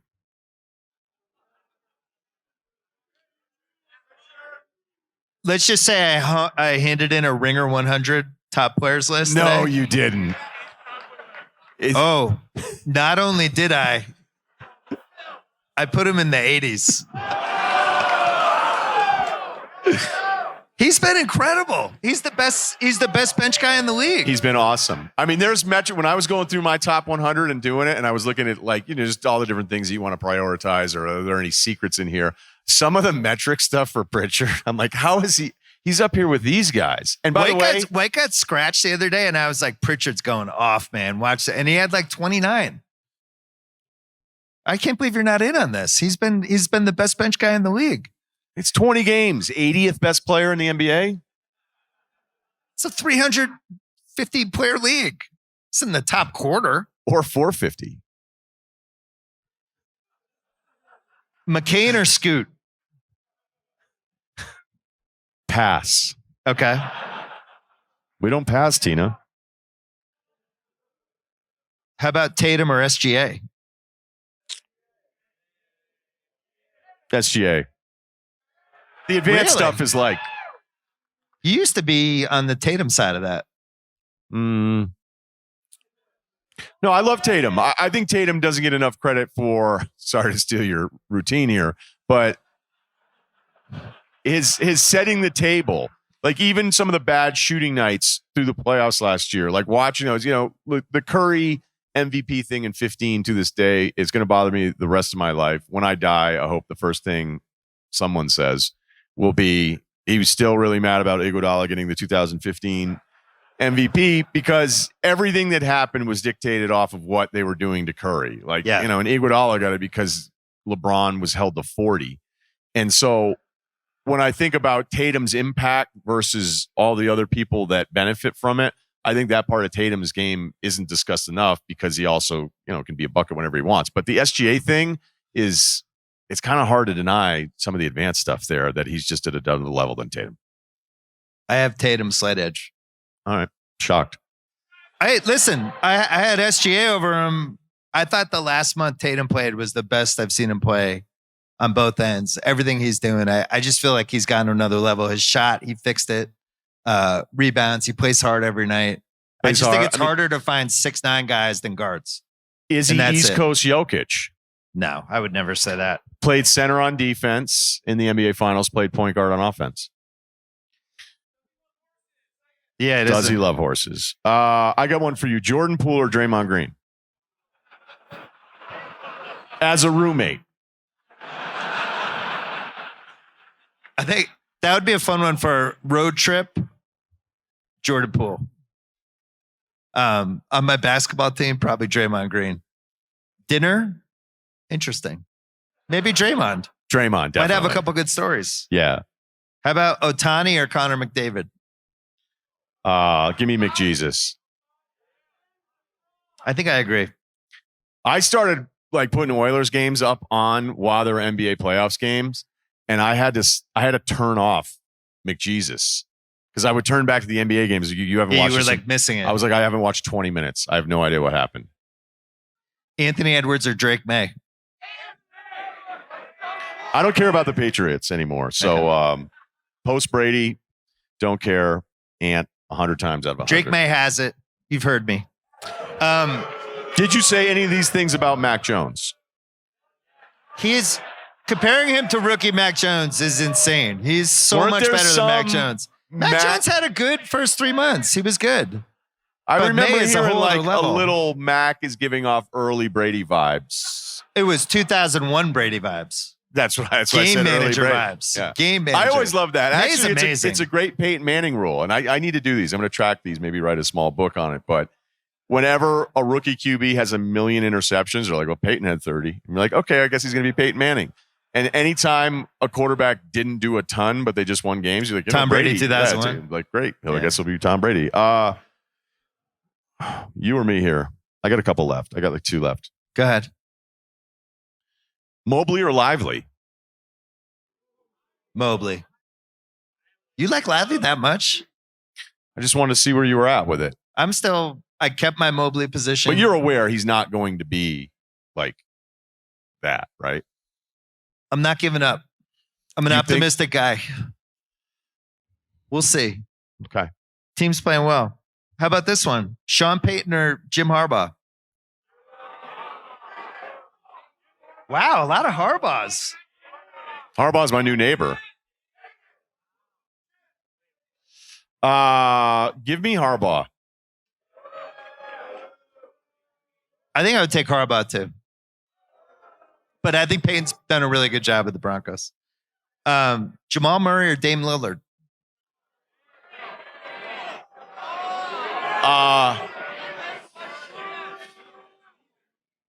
I thought Malone's comments last night were pretty interesting because like Jamal was getting hunted late in the game. Like that was the primary thing that Golden State wanted to get into. And then Malone was like, I hope he knows and he takes pride in the fact and like make sure that doesn't keep happening. Having said that, Dame will be hunted defensively. He's hunted on the way to the game. So he's probably a better like peak holy shit score. But see, as I say that, like Dame's had more of that in his career, but those Jamal playoff games are a huge deal for me. So Jamal and the age thing. I would take Jamal because I feel like there's another level to where he can get to where Dame is where he is now at the age he's at and who he is. Dame's a much worse foul baiter too. It drives me crazy. Roger Goodell or Adam Silver?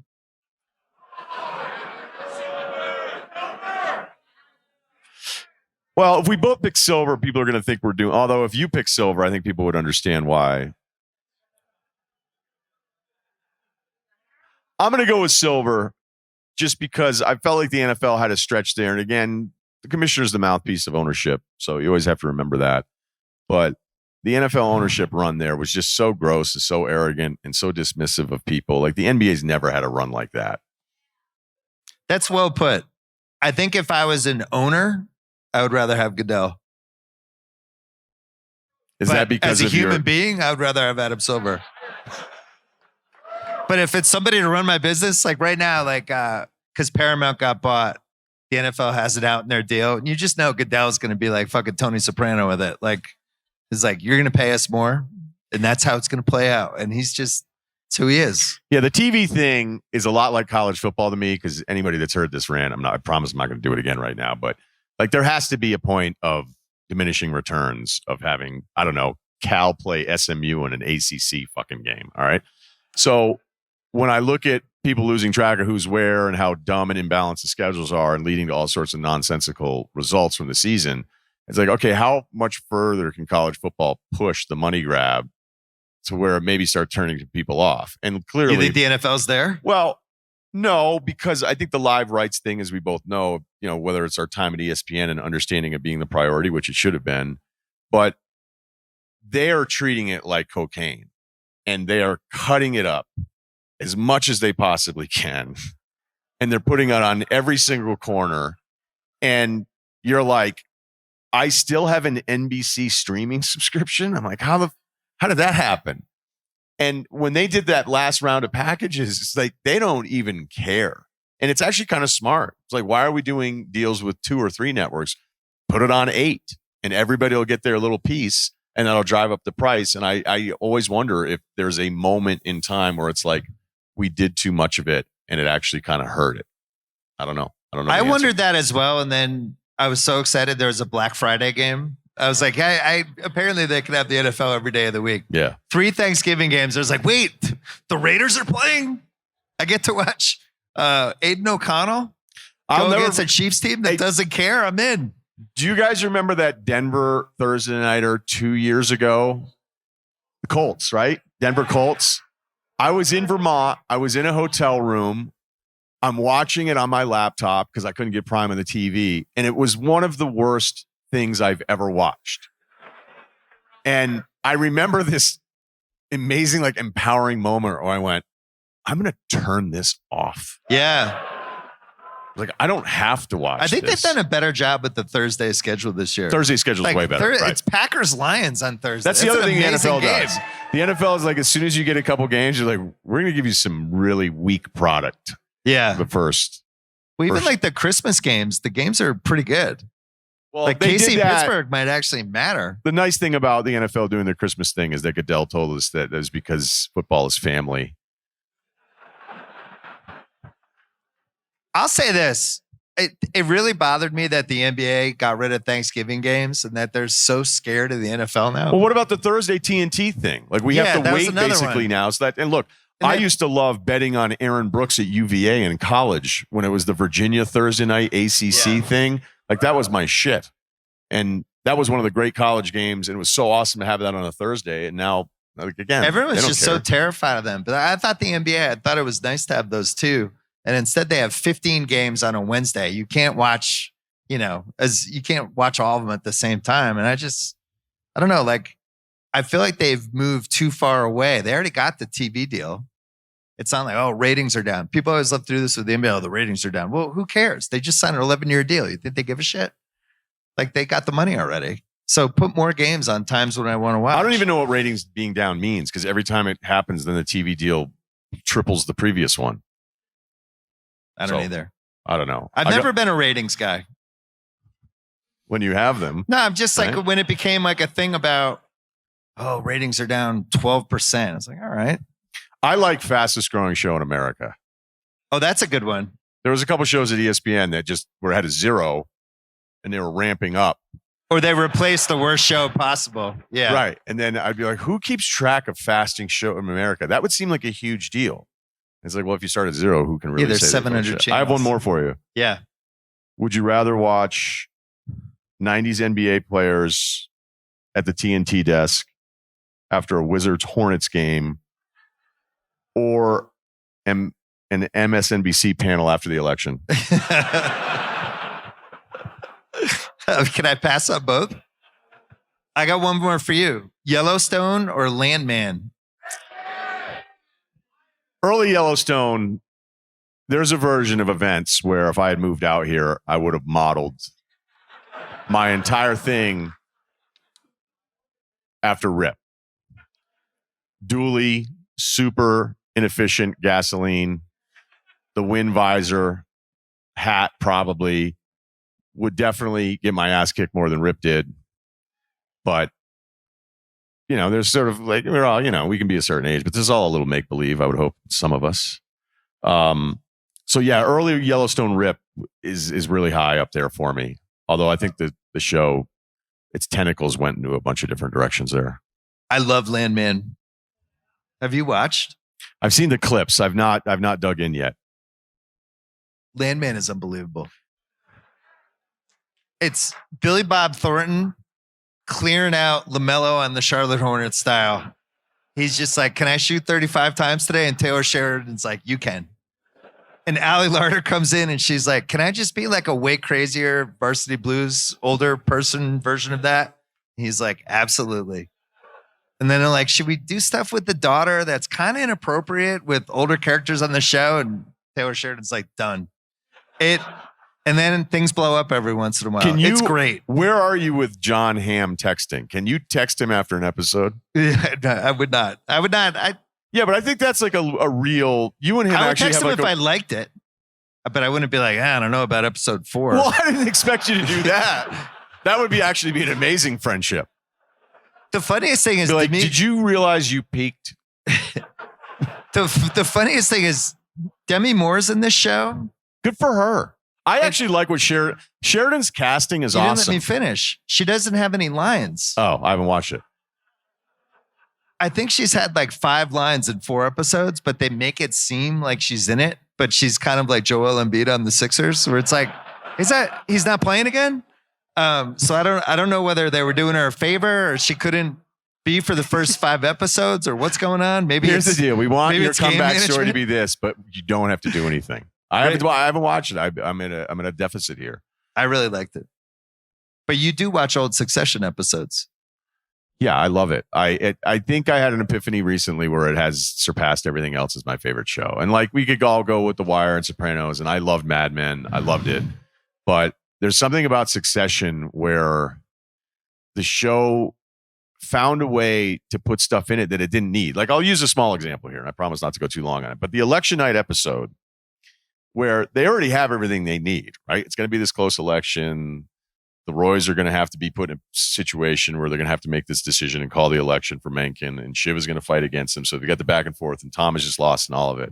But the fact that in that dramatic, I don't know, hour-long show, but in that moment, it's a few minutes, that Greg gets wasabi on something so that their data guy, like their Nate Silver, gets wasabi in his eyes, and Greg is dumping lemon-flavored LaCroix into his eyes. And in the script, Greg is yelling, "It's not that lemony. It's just a hint of lemon." Yeah. The brilliance to be able to write like all the stuff that mattered. And that episode could have not had that. And it still would have been a great episode, and the tension of the election night and now what's at stake and how wrong they could have got it and everything that develops off of that they were like, let's just have a moment where Greg gets wasabi in the data guy's eyes. There's just not a lot of shows that it's would pull great. that So off. you've been binging Succession. I've been binging Sopranos, and I might have to. I did the full circle. Mhm. I started on like right at the end of season 4, went all the way through to finish because there was a marathon. I'm like, all right, I want to keep watching, and I got to the end, and I was like, season 1. And then now my wife is just furious now. She's like, what the really again? You just did this 2 years ago. So maybe I need to shift to Succession. Because I feel the same way about The Sopranos that you do about Succession, where I can just watch the same episode over and over again and just find new things, you know? You know what I love on a rewatch? And I think AJ was awesome. Yeah, he really was. He was He so gained steam. good. AJ got booed. That doesn't seem very nice. He didn't. No. Well, let's end with this.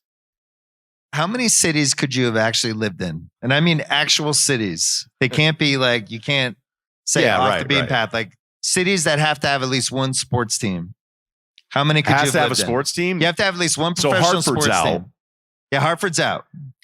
That's Hartford was going to be one of my go-tos. Well, I always wanted to move to Manhattan Beach. Accomplished. I did want to live here. It was close, but I could live here. I love it here. Great group of friends. I've just never had a bad time coming to Colorado. So Wyoming, we're 0 for 1. I just got that one. Thanks. For me, Boston and LA, which I've already done. I absolutely could live here. I really like it here. What about San Antone? Texas, I'm out. Chicago? The extreme weather, I'm out. That's why I love Boston. Seattle, if they had an NBA team, I'd really consider it. And that's about it. It would take a lot to get me to leave LA. Just for, like it was on Thanksgiving, it was 70 degrees. What about where the Panthers play? Where's that? I don't know. So that's it. So you could move here, but you would. Well, once you said NBA town, it screwed up my whole St. Bart's I didn't say NBA. You could have any team. No, because I think because some wherever people I'm at- like Nashville's getting momentum now. No, because you guys think I bought this boat for like luxury purposes, and it's actually my exit strategy. St. Bart's Rye, boat captain, NBA pod once a week to cover the boat excise From tax. the boat? No, it just needs something to cover the taxes, which I know I'm not supposed to bring up anymore. But So you'd have the boat in St. Bart's, I don't know. I would live there. but you'd have YouTube TV? Yeah, unless they do some weird thing of like, are you here permanently? Because you just keep clicking on visiting. This would all lead to you disappear and we do like an 8-episode Ringer podcast Well, there was narrative thing about what happened to you. There was a South of France thing where I was looking at something on Zillow where I was like, I could just have the worst schedule ever and do NBA pods from here. Like at 5 in the morning? I don't have anything telling me I can't do it. And then I think something came up and I was like, I can't. What was the shortest amount of time where you decided that you were flying somewhere that wasn't in this country and then you were actually going on the plane? All right, this is actually kind of funny because when I flew to Reykjavik in Iceland, the flight from Minneapolis to Reykjavik is like 5 hours, 4:45. And I was like, dude, if I meet just some smoke show from Reykjavik, like I could just, it's not that bad a flight. It's 2.5 to Minneapolis from LA. And then. So you could live in Minnesota, you get the Timberwolves. No, I could live in LA and then I could commute through and then I could be in Reykjavik. We'd split time. You went through this thought process. I just couldn't. It was like you sit in the, like I remember when I flew to Greece once, I was like all pumped up and I like turned to the guy next to me. I was like, what do we got? Like 6-7 hours here? Cause I was so used to the East Coast Europe thing. The guy's like 11. And I went, fuck, like I have not mentally prepared myself for 11. So what was the fastest you've gone on a trip though? Right. So that was the Iceland one. Once I sat down and I saw the thing on the graphic, I'm like 4:45. Should I look at property? Yeah. And it was all because it wasn't 7 hours. It was under 5. It was really stupid. I mean, all these things are stupid that I do. I'm San Sebastian applying for a job. Do you tell people when you're like all of a sudden on your way to some country? Are there 5 people you're like, hey, just FYI, I'm going to be in Spain for a while? No, I actually was in New Zealand hopping on like this prop plane over Milford Sound, and you had to sign all these waivers. And I was like, I probably should tell somebody. So I remember I forwarded my trust and will to my brother, and I was like, hey, I'm in New Zealand. I was like, did you get that email? And he's like, what the fuck are you doing right now? He's like, are you all right? I was like, no, I'm fine. I'm going to where they film Lord of the Rings. You were like, so Scoot Henderson gets 10%. You get 40. 5% to Jokic, so you can buy another horse. I just hope Scoot gets a second contract. And he won't need any of my money. Last thing, what's your prediction for the Denver Nuggets this season? How many rounds? I don't know what you're trading. Unless you just pull the plug on Michael Porter Jr. and you think it's an upgrade. You look at the contracts, it's got to really be tough. Porter. Who's the impactful person that then makes you better? Because Gordon, like I love Gordon on this team so much. I don't know that I would. Yeah. There's no version of him I would like as much as this one because of Jokic and the baseline stuff and all that stuff. But the other thing is it's harder to make trades now, which I'm still kind of figuring out the machinations because we got to get ready for when we start doing fake trades in about a month. It's not even what the penalties are in place. It's the fear of what the next one will do to you. Yeah. But even also just matching the contracts and be like, no, you actually can't do that because you're over this apron. So you can only, I didn't get into sports to actually have to figure out fucking math. I'll tell you that much. And it's the most confusing it's ever been. But like even you look at it and you go, well, why wouldn't they trade Michael Porter for Zach LaVine? That would be an interesting trade, right? And it's like, no, you can't. Cause then you got to give him Zeke Naji. It's a hypothetical. Some Porter fans, huh? Jimmy Butler's another one. I think it's a matchup thing. Like I think some teams still have real like question mark. There's some teams that want to close small all the time. Like I'm noticing it more and more where teams will just like match each other with small lineups. And like, here we go again. So it depends on the draw, but they're certainly not the favorites. But here's Phoenix, who's falling apart again. Well, how many West teams do you really like? Because for me, it's like, assuming Chet comes back, I like which OKC. we have no idea. OKC's the only one I feel great about. Yeah, Dallas is turning it around. They're going to be good, but I don't know if they're locked into as a 2 seed. But if it were Dallas, Denver, I mean, it also has to see how it looks in March and April. But I'm trying to think of a single team in the West that would be psyched to see Jokic. I'm going to say the answer is 0. But OKC would be, they're just like, take your 40. We'll take out everybody else. We have a way better team than you. And that would be a really tough one. So I would have OKC, and then I just think it's TBD. I liked Phoenix, and we went big on them in the over-unders. And, Durant's been hurt twice now already. We're not even in. When they're together, they're really December. Good. Yeah, they but it might be job. one of those. Yeah. One of the things I'm thinking about with this season is just do we count on these mid-30s guys too much? You know, forget about LeBron, the age he's at, but do we even Curry 36, Durant in the 2007 draft, on, and we see like the best case version of them when they're actually playing. But the season's like too fucking hard now. All these teams are good. The style of play is really hard to play, and you're flying up and down. Then you got 4 playoff rounds. It's like maybe, you know, somebody like Curry, how realistic is it that he could get through a season like this where he's carrying the burden he's carrying and then win 4 straight playoff rounds? No It's way. just not. Look, I want to defend Curry all the time. The second player isn't good enough. I don't even know who it is. For a playoff team to get through multiple rounds in Like, this West. 2 years ago, or 2.5 years ago, they barely got there and they got a lot of luck. But, you know, I just wonder if this is the year where it's like Boston, Cleveland, OKC, these young, talented, hungry teams. And it's just, those are going to be the 3. I think Cleveland's in the conversation, though. I believe in them. I do, but I do think it's going to be tough to close those 2 bigs. And that's why they're benching Jared Allen down those stretches. And I think that's what it'll look like. And that's probably their best chance to not. I just don't know how you can play 3 out with 2 non-shooters in a game in the playoffs in today's league. But I'm not done with Minnesota. Phoenix is a tough gamble. Denver's in that mix with those teams. You're not done with Minnesota. No. It's December 4th. I'm done if this is the roster. I'm not. Who booed? I thought you guys all hated Minnesota. They knocked you out last year. There's a lot of transplants in Denver, Bill. I do not like the body language or the ball movement on the Minnesota Timberwolves. You know what I want from you? I don't like the dueling banjos. Your turn, my turn. I'm out. When we get ready, when we do our first NBA Sunday pod, yeah, I want your 5 favorite body language teams.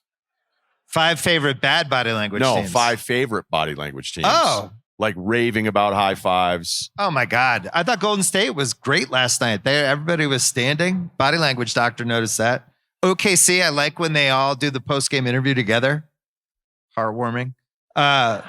Boston, I think, has great stuff. Everybody's pulling for each other. You can tell which teams like each other. Looks like you already did the segment. Be easy to prep. Hey, Denver, this was great. I'm glad we came. We got an incredible Jokic game. That was the other reason we came. He delivered. He was great to watch in person. What a treasure. I hope you guys appreciate him. We love being here. Any last words? We'll see you at the gun. We will not see you at Shotgun Willie's. Thank you, Denver.